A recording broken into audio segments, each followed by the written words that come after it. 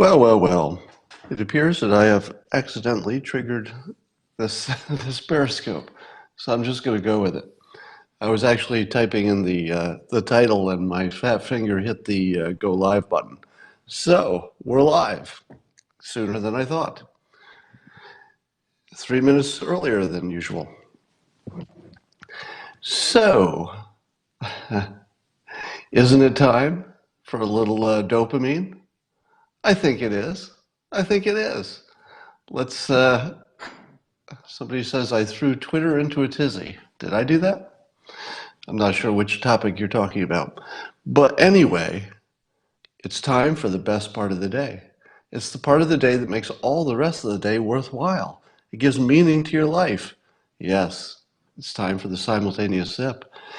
It's when we all feel together, part of something bigger than ourselves, something amazing.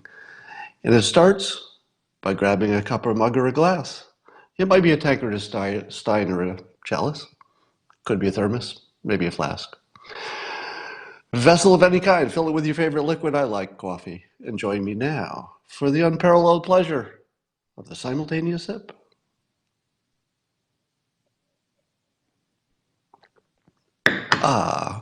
For those of you who have not yet figured it out, every now and then you might want to skip the simultaneous sip and just listen to the content. But the simultaneous sip gives you a way to do that, because when you see my mug go up like this, you know that that's the end of the introduction and the beginning of the content. So it's very functional. All right, let's talk first about President Trump's tweet about the British ambassador. One of my favorite tweets of all time. There's lots to choose among the favorites, but you might know the story that there was an uncovered, or I guess a leaked email message from the UK ambassador saying some negative things about the Trump administration. President Trump decided to tweet a reply, and here's his presidential reply to the very diplomatic ambassador who said some bad things to him. First of all, let me say this. How is it that an ambassador's private messages get leaked? What's up with that? I'd love to know the story of how a private ambassador's message got leaked. There's something to be explored about that. Anyway, here's what the president said about the ambassador who insulted him in the private email. The president says in his tweet, "The wacky ambassador that the UK foisted upon the United States." All right, already I love it. All right, there's lots more to go, but when your tweet starts with "the wacky ambassador that the UK foisted upon the United States," I'm sorry, I like whatever's going to come next. I don't even need to read the rest of it. I'm already, you had me on foisted. Okay. Is not someone we are thrilled with. A very stupid guy. Okay. Could you possibly enjoy politics better than having the President of the United States say in public, in writing, that the ambassador from the UK is a very stupid guy? He should speak to his country and Prime Minister May about their failed Brexit negotiation and not be upset with my criticism of how badly it was handled. I told Theresa May how to do that deal, but she went down her own foolish way, wasn't able to get it done. A disaster. Here's the next best part. He goes, "I don't know the ambassador." He doesn't know the ambassador from the UK, our closest ally. And he's like, "I don't even know that ambassador." but have been told he's a pompous fool. Tell him the USA now has the best economy and military anywhere in the world, by far. And they're both only getting bigger, better, and stronger. Thank you, Mr. President. So he ends his tweet by thanking himself. Thank you, Mr. President. Now, some of the many things I like about this, and there's a lot to like about this, is that he fits in there telling the USA has the best economy and military. Because it's true, true enough anyway, and it forces his critics to have to, to say that, because it's impossible to ignore this tweet. It's news, right? And if the news decides to get rid of all the people complaining about the audio, blocked. So social media is going to make it a thing, even if the regular news doesn't cover it. So he gets his message embedded in this insult. Now, I saw some people who were just aghast. They were aghast that our president could act so unpresidential. To which I say, man, you just don't understand the show. I call it the show. President Trump brings the show. And the show is weaponized. The show is his persuasion. The show is what gets his attention on the topics he wants. He knows how to bring the show. If you're watching the show and you don't know that it's a show, you would be very confused, maybe even scared. But once you understand what it is and why he does it and how useful it is, it's a lot of fun. There's a new poll that says that there's some substantial number of people who claim to they don't like President Trump's, quote, behavior, whatever that means. They don't like his behavior, but they still approve of his performance. So that's something that pretty much guarantees his reelection. If there are a significant number of people answering polls by saying that they don't like his behavior, but they like his performance, those people might be the determining people. So yesterday, my YouTube video did not get demonetized. So that's good news, right? So I did a YouTube video, did not get demonetized. Most of my videos, I don't know if it's keywords or there's a person who does it or what. But this one did not. The one from yesterday did not get demonetized. It did, however, have 0 recommended videos. So typically, my normal videos, whether they're demonetized or not, they get somewhere in the neighborhood of 13 to 20% of the traffic comes from YouTube recommending the video because somebody watched something similar. This last video got 0 recommended. 0. Oh, I can see that the Periscope is glitching out now.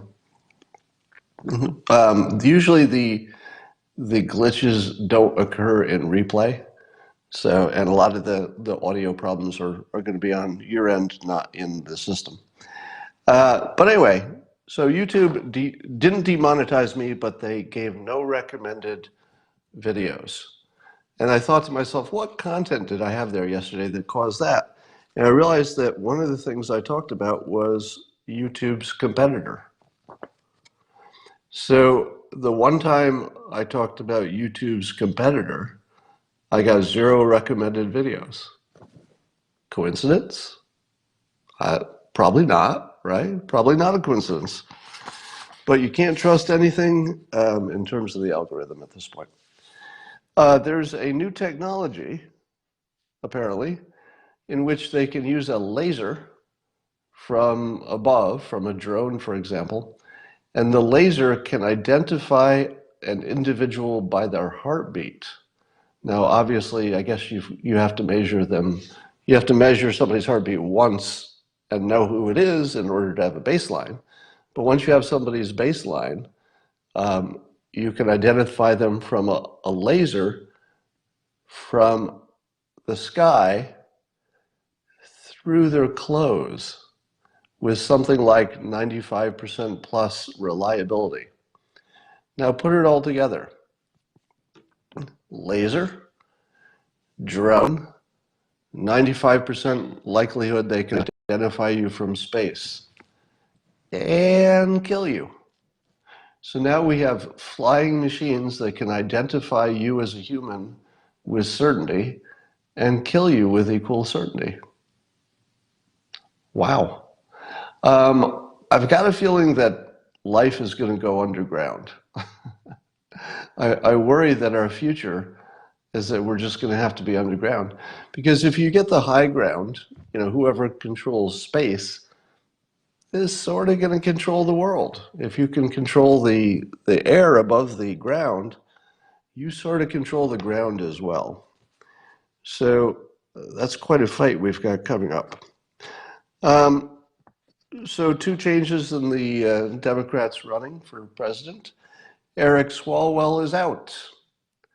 I'm going to give Eric Swalwell a well done. Now, I don't think he managed to get anything above 0% support for running for president, but I'm not entirely sure that was the end goal. Of course, he would have liked to be president, but I don't think he expected it. What I did see was Eric Swalwell making a big impression on the country, becoming a household name, even more than he had been by appearing on the news channels, and probably growing in stature and reputation, and probably will get reelected easily because he's so much more of a national name now.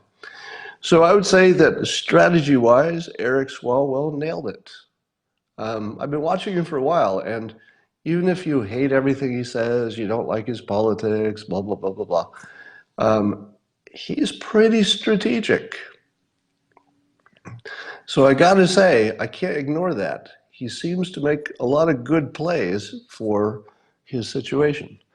But the funny part is that anti-Trumper and impeachment pusher Tom Steyer is apparently signaling that he's going to enter the race. What does it tell you? I hear my dog dreaming and barking. Snickers will bark in her sleep. She's in the other room barking in her sleep. What does it tell you that Tom Steyer waited so long and decided to get into the race? What do you know if you know that? Well, I think it tells you that Tom Steyer thinks that they don't have a chance of winning. His highest priority is getting Trump out of office. If he thinks he has to run for president to do it, it kind of means he doesn't think anybody else can do it. In other words, even Democrats are sort of giving up on 2020. Now, I think it's going to be a long time before anybody says that out loud, but I would expect to hear lots more Democrats saying, okay, we don't have a chance.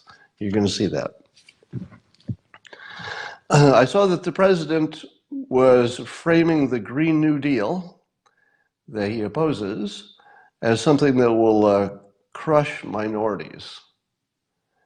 That's a really strong persuasion framing. So if we can, for a moment, divorce ourselves from the science and the truth and the models and all that, which are fun topics, but today, just looking at the persuasion framing, it's a pretty powerful framing because it feels true to me. If you were to do everything that the Green New Deal wants you to do, I feel as though that would be really good for the people who own beachfront property and very bad for the people who want a better job or a job in general. So it seems to me that the president's framing of that as the Green New Deal is, this is my own take on it, as bad for black people. I'm exaggerating what the president said because he said it's bad for minorities. But in terms of the election, I think a lot of people are going to look at that and say, what do you mean it's bad for me? Why is it bad for me? And the answer is it might slow down your ability to get a job. That would be the claim. I'm not sure that I could confirm that or not. Epstein.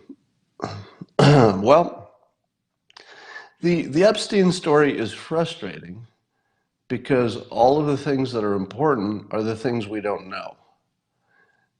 right? Because how that goes and what it means to the world and who else is involved and what happened that got him the sweet deal the first time, blah, blah, blah. Um, it all depends on what we find out in the future. We just don't know enough. So predictably, it has sorted into two movies where half of the world is saying, look what Bill Clinton did, and the other half is saying, look what President Trump did before he was president. I don't know that the Trump stuff is going to hold up. It looks like that's the weakest part of the story. But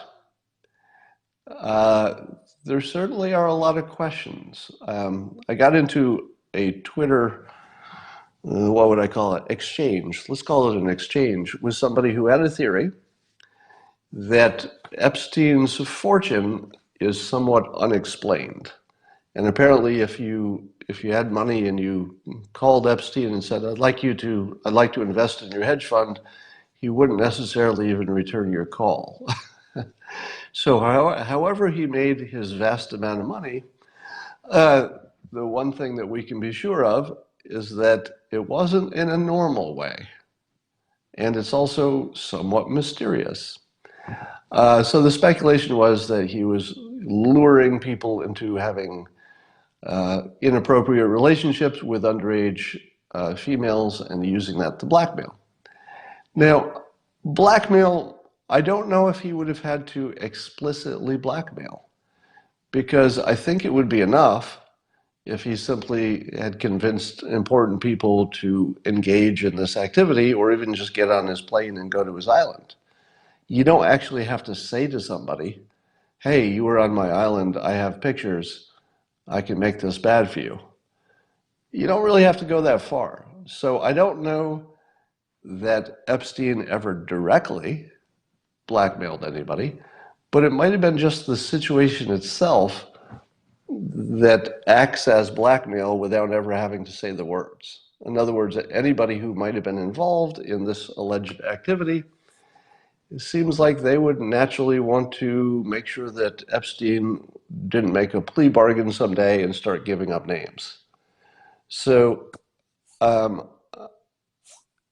think you might see at least one person lose their job over this. I've got a feeling that there's a lot of badness that's yet to come out. So there's not much else to say until we know more. But and then I saw Mike Cernovich tweet saying that the charges were limited to what happened in New York, I guess. So anything that happened on the, quote, Lolita Express or anything that happened on his little island, Epstein's Island, apparently is not subject of the latest legal activity. So it could be that the famous people whose names have been dragged into this, maybe they don't have as much to fear. It could be that it's limited to some New York specific activities, and maybe they weren't involved in any of that. So I think this is a situation. I think this is one of those situations where we may never know what the deal was. So everybody's going to go away with their own opinion of who did what, which is pretty devastating for anybody who wasn't involved and gets dragged into it. You know, they said that they found Epstein had a whole bunch of incriminating photos of young-looking women. And I asked myself, what the heck kind of accused sex offender keeps evidence in his house? Has he never heard of the internet? It wouldn't be hard to have your collection of bad pictures on the internet, you know, with passwords and secret places or whatever. It's weird that there are literally photos. Sort of an old school way to be that kind of a person. All right. Yeah, somebody says it's common. It probably is. My periscopes are working with Atlantic broadband now. Were they banned before, or just not working technically? All right, so there's more evidence that the Afghans might be heading toward some kind of a peace, or at least the framework of a path for peace. The BBC reported it, but I didn't see much about it in the mainstream medias. So let me give you the most optimistic thing you've ever heard. Correct me if I'm wrong. I'm going to make a statement that I just want you to think about for a second. What would be the most impossible thing you could imagine happening? The most unlikely thing you could happen in terms of the presidency and politics? I would say the most unlikely outcome would be some kind of a broad peace deal in the Middle East. Wouldn't you agree? If you were going to rank the likelihood of political events, you'd probably put that one near the bottom, right? So something we all know to be true, peace in the Middle East, incredibly unlikely, right? We're all on the same page on that, right? Now let me tell you a fact that I want you to fact check me on. We could have peace in the Middle East if one person out of 7 billion people in the world, just one person, decides to do it. The Ayatollah, Khamenei, however you pronounce his name. Iran's supreme leader is really the only person left. Because it looks to me that the Arab countries have decided that they don't want to have war with Israel anymore. The Palestinians depend on Iran and depend on some backing. The various proxies of Iran depend on Iran. So correct me if I'm wrong. Peace in the Middle East seems the least likely, most impossible thing that could ever happen. And simultaneously, there's one octogenarian who's the only person keeping it from happening. You're one person away from peace in the Middle East, and that person is close to death. And that person is in a bad situation. You know, his country is having some pretty serious problems with the economy, etc. So think about it. Think about it. The most impossible thing you could imagine, just one person in the whole world, just one person. And if he changes his mind, the most unlikely thing you could ever imagine could happen. All the variables are lining up. I'm seeing in the comments, people are telling me that Ross Perot died. I can't confirm that. I'm just seeing it in the comments. Somebody says Cuba didn't change much when Castro died. I would disagree with that. I would say that it seems to me that Cuba is sort of on a path to reintegrate with the rest of the continent, the rest of North America. I think that they're on a slow but steady path in that direction. And we certainly don't worry about them militarily. So I think we're heading in the right direction there too.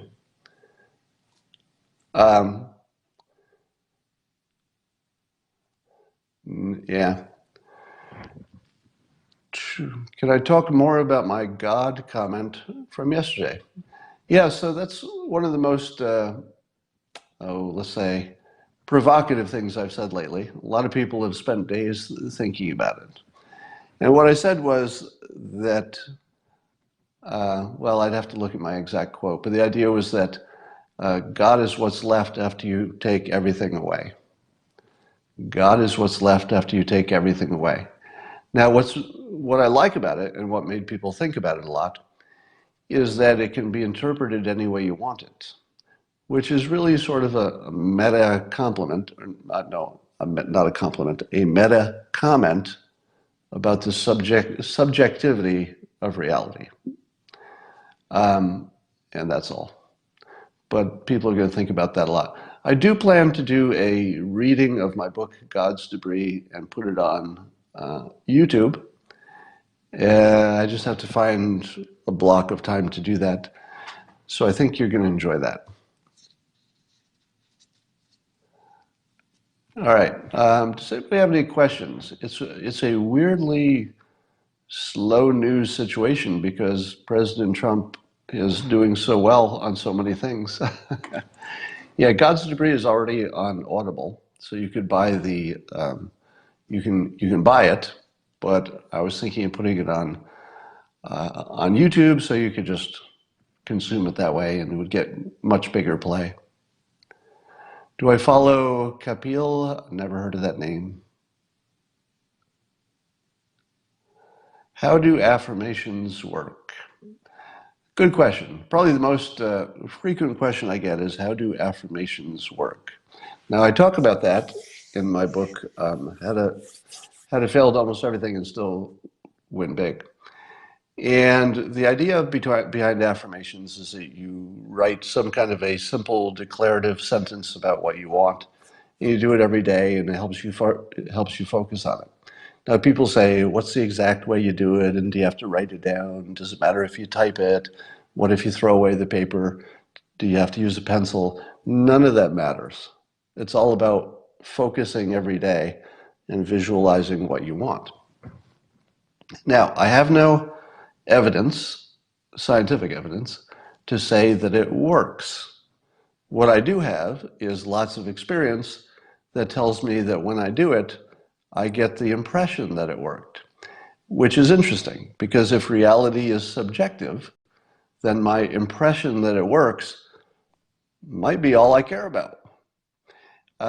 And there have been a number of times when I used it to achieve, or at least I used them before I achieved. I won't say that they were the cause because I can't prove that, but I used it before I achieved things which were highly unlikely. One of them was to become a best-selling author when I had never before written a book. And that happened. One of them was to become a famous syndicated cartoonist. Very unlikely, and that happened. One of them was to regain my ability to speak clearly when I had an incurable voice problem. And that happened too. And these are just samples. There are a number of things that I can't tell you about that are just that unlikely, but they happened in my personal life. And I can't explain all that unless I'm authoring the simulation. Somebody says my girlfriend is a 12. That is not true. She's a 15, if anything. 15 and a 10. Yeah, I live a life that doesn't seem any way to explain it if reality is objective. Yeah, unless I'm just the luckiest person in the world, which is possible. Do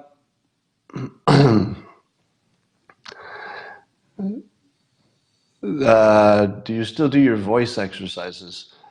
I don't do them explicitly, but one of the things I do when you hear me coming on the Periscope, and the first thing you hear is me saying bum bum bum bum bum bum. That's actually a voice warm-up exercise. Because I still have trouble sometimes if I haven't spoken for a long time. And you're actually the first people I talk to in the morning. So I could be up for a couple hours in the morning and having never talked to an actual living human. And so the first time I speak after I've awakened for the day is usually on Periscope. So part of the benefit of the bum bum bum is that's a real good way to just loosen up your vocal cords. It's sort of like humming, but a little bit more. Will the voice exercises help people with Alzheimer's? I don't think so.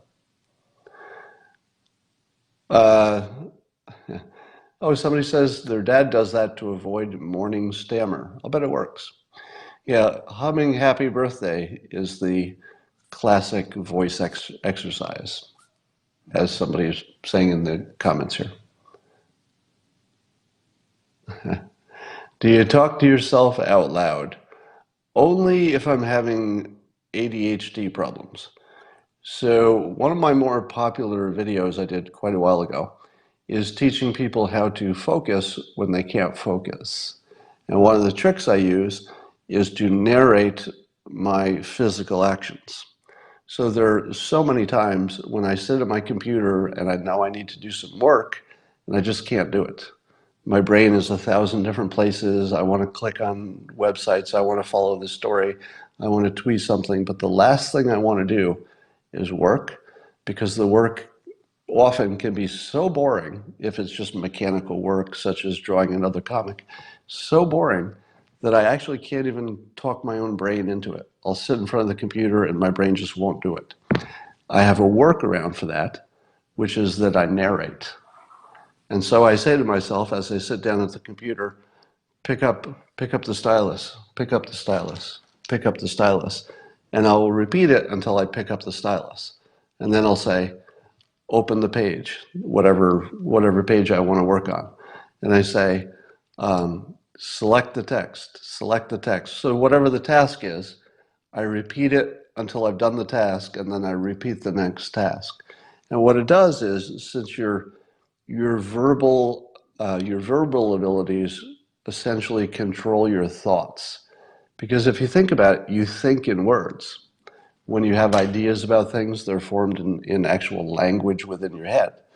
So if you can hijack the language in your head, which is what the repeating your next step does, it hijacks the part of your brain that controls language.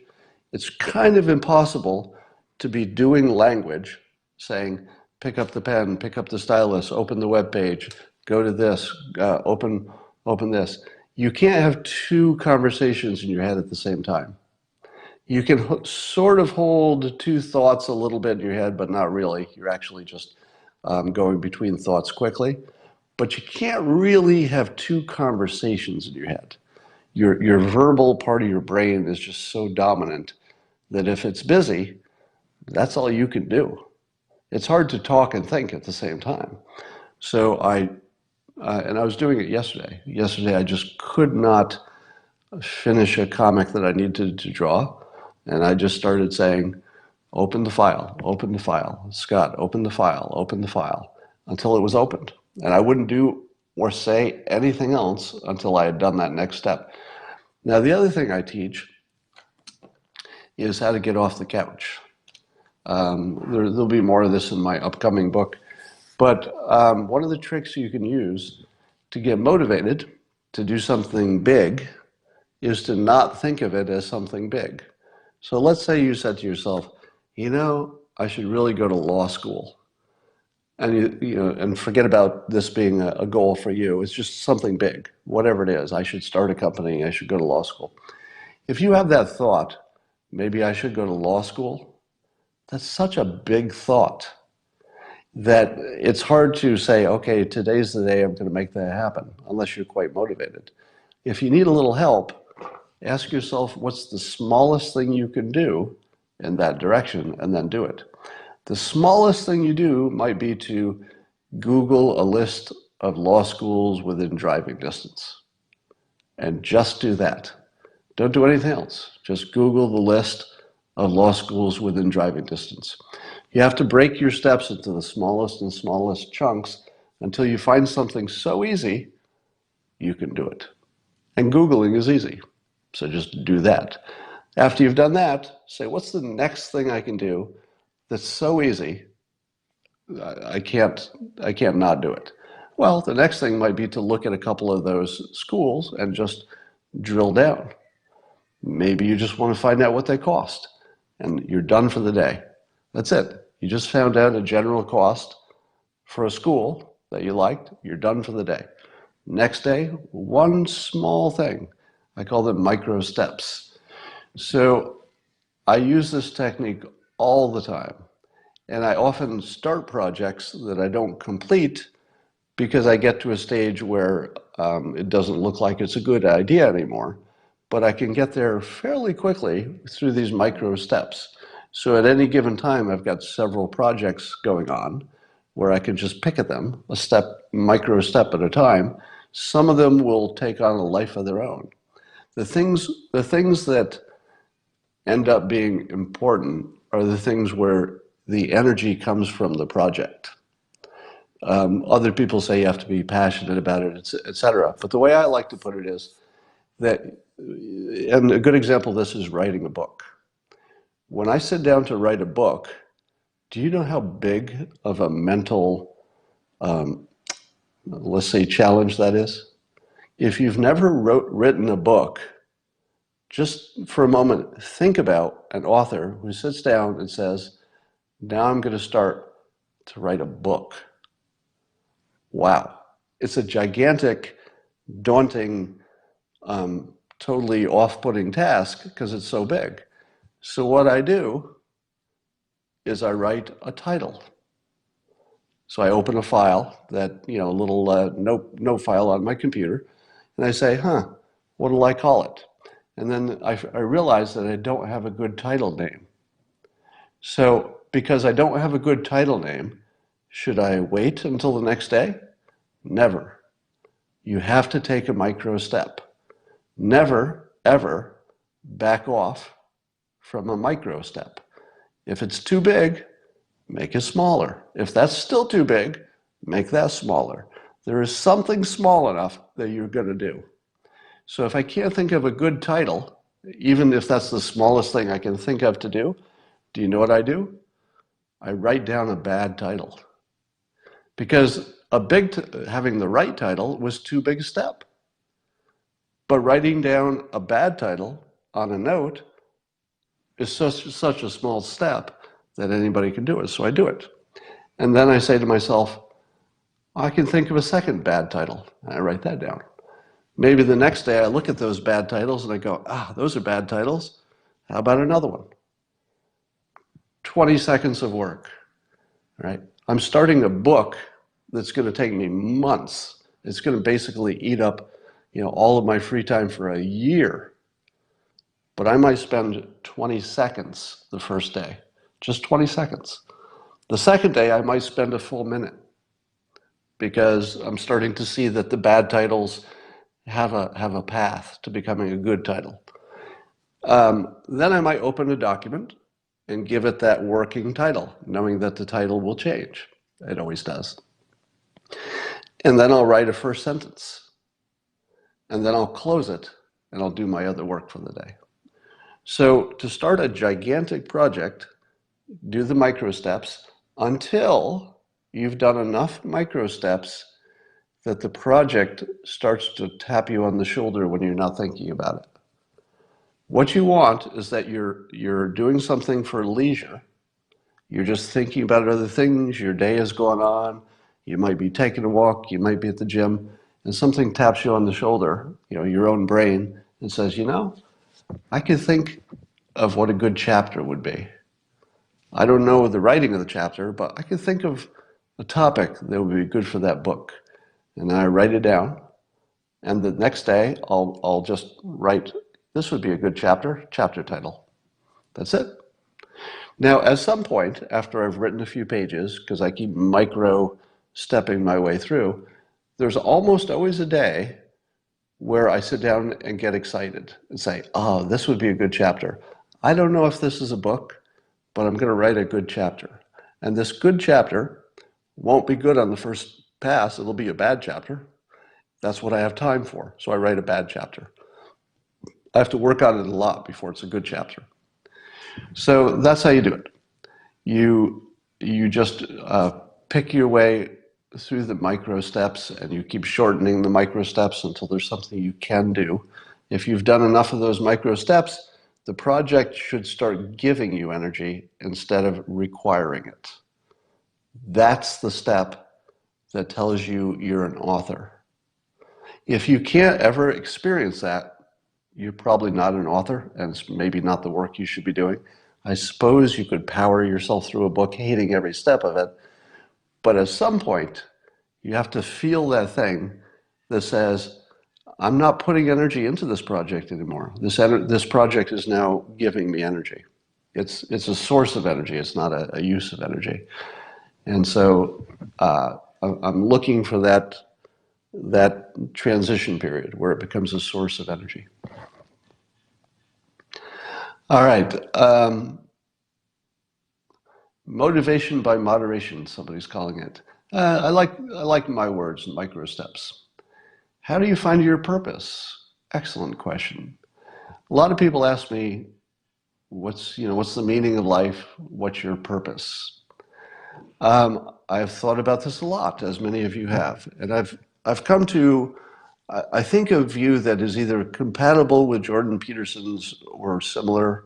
I don't want to summarize his opinion, but I think there are other people who have hit on similar approaches philosophically. Here's what I've discovered. Whenever I'm doing things which are compatible with my basic biological design, I feel purpose in my life. So that's the standard that I use. And it's very consistent. Let me give you an example. I've never had a day where I had great sex and I was also concerned about the meaning of life. That's not a joke. I've never had a day where I had great sex and I was also concerned about the meaning of life. Let me tell you why. There's a reason. All right? It's not a joke. There is a reason. The sexual act is, even if you're not trying to reproduce, your body and your brain recognize it as part of the reproductive process. It's your most basic biological function. It's the one you're born to do. What are you born to do? Reproduce. And reproduce well. That's the second part. So, if I'm doing something that is supportive of the, let's say, sexual and/or reproductive process, no matter how indirect, it gives me purpose. Okay? Now, I get greater purpose doing things that are good for the human, let's say, the human species. So a lot of stuff you see me do in public is specifically because I know that if I do something that looks like it's a positive for human beings in some way that is meaningful, that makes me feel purpose. Now, I believe that if you feel purpose, you have purpose. Somebody says, yeah, but I'm 63 and have 2 grown-up kids.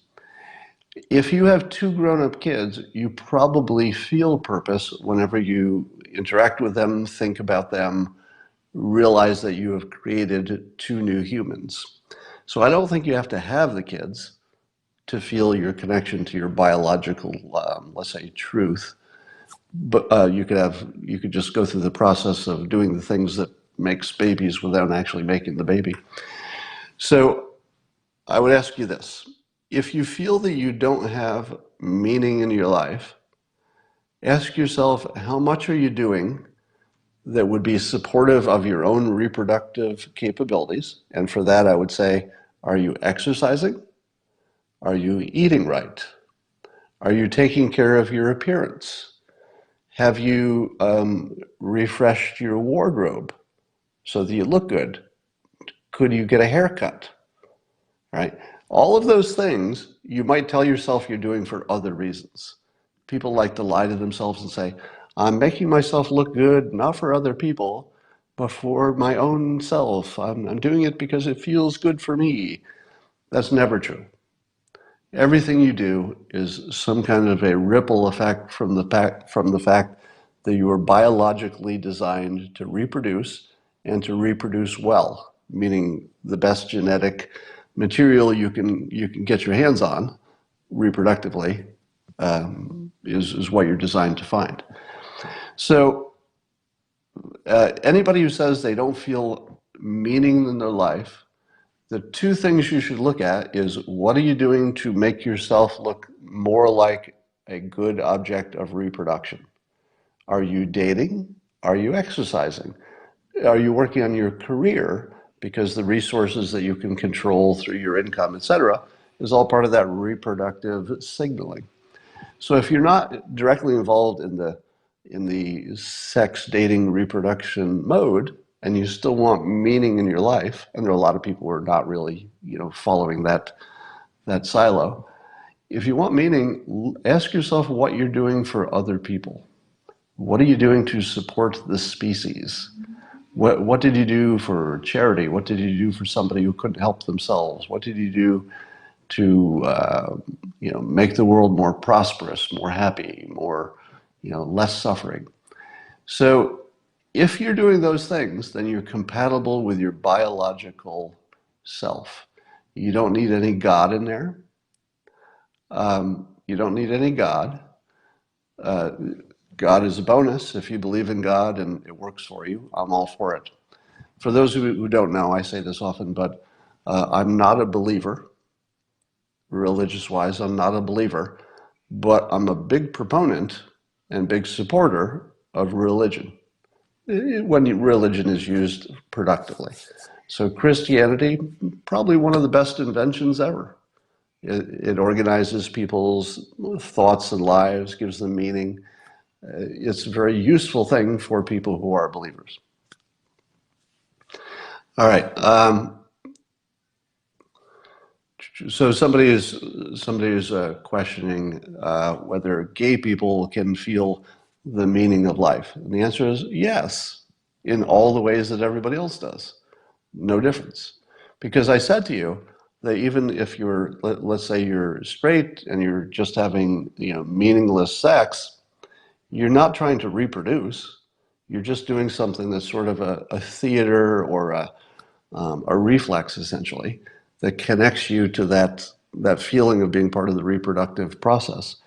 My assumption is that if you're anywhere in the LGBTQ community and you too do anything that's sort of a shadow of, similar to, remind you of reproduction, even if those things don't reproduce, but if they're in the same realm of experience that creates those good feelings of sexual satisfaction, however you're getting it, my guess is that you feel more connected, and that you feel that you're not as desperate to seek meaning because you sort of already have it.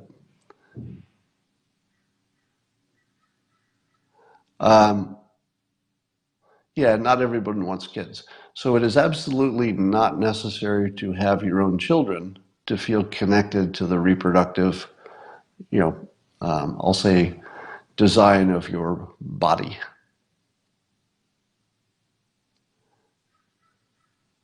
Is helping the earth with trees helpful? Yeah, I would think that if you thought that climate change was threatening the world and threatening the human species in particular, and you went out and planted trees every day just to do your small part, by yourself, you're not going to plant enough trees to make a difference. But if you thought other people were, and it was part of the big process, you probably would feel meaning from that. Yes. So here's the test.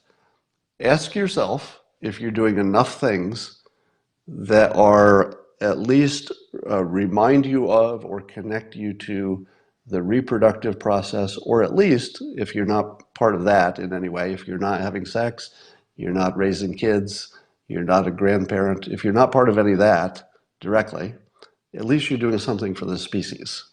Because when you're doing something for the species, you're doing things for other people's kids.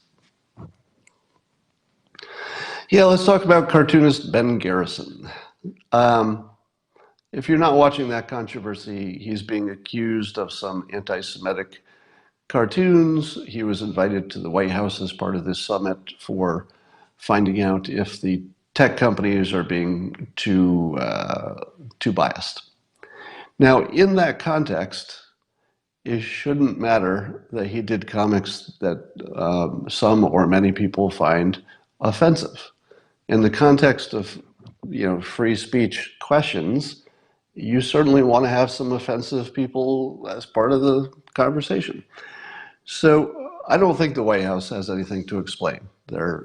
He's controversial. We know what the controversy is. I haven't heard his side of it, so I'm going to be silent on it.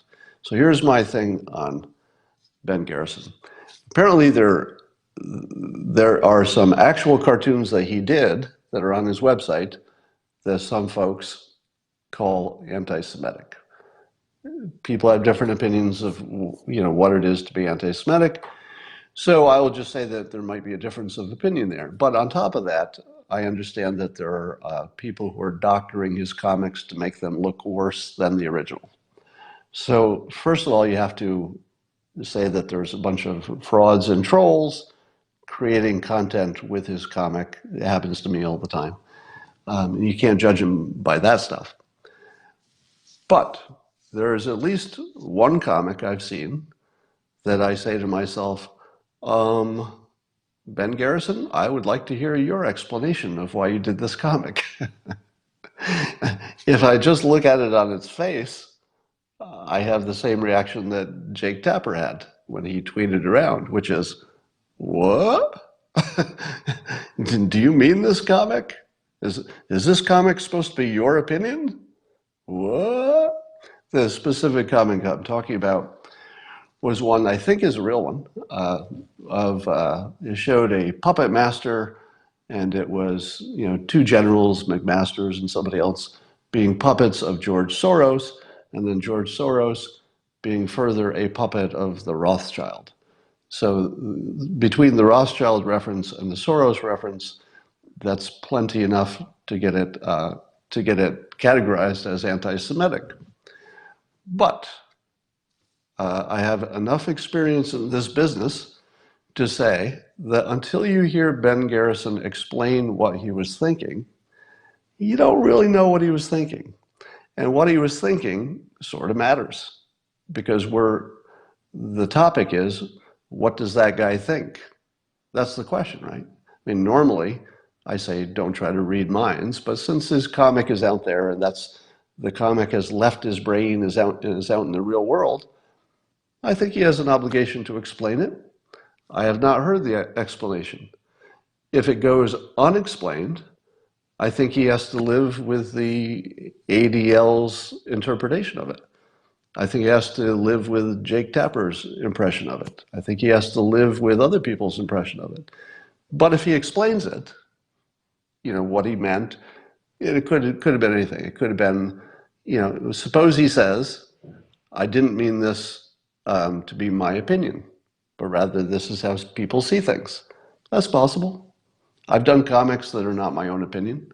They are somebody else's popular opinion, maybe. Maybe he was making fun of conspiracy theories, and he showed two levels of conspiracy theories. Maybe. So until you hear him explain what he intended by the comic, you don't really know what's going on. So I'm just going to say, I tweeted something about it, and I deleted the tweet because I decided that this is a wait and see. If he explains it in a way that you say, oh, okay, yeah, it looked really bad when I saw it, but now that you explain it, that changes the context. I don't know that he can do that, but until I've seen his response to it, I'm going to say that's a wait and see. It's up to him to explain. I don't want to be in the position of trying to defend anybody before I even know what their point was, right?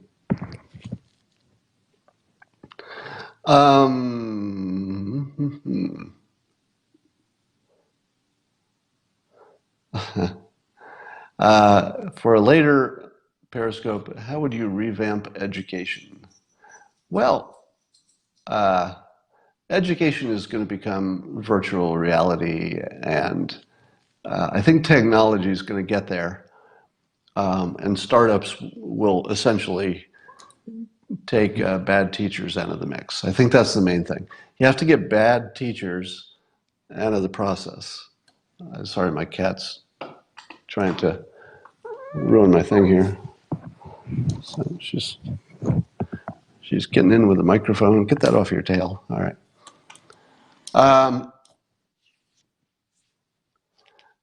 All right. I would like to know more about hypocrisy. Really? Hypocrisy, I've often labeled as the most boring of all political opinions. There's nothing more boring than if you say X did something bad and somebody says, oh yeah? Well, you like this other person and they did something different that was bad, or something similar that was bad. That's the That's the lowest level of political analysis besides analogies, I guess.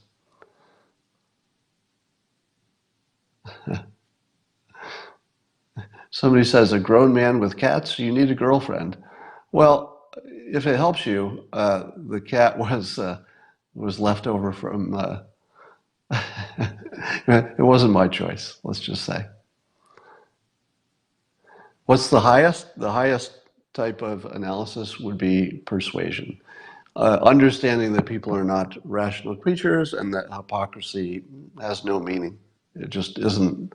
It's not a active variable. It doesn't affect anybody.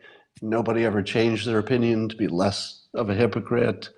Nobody ever got fired for being called a hypocrite. You always think it's going to be powerful, but it's a placebo. Oh, that's the way to say it.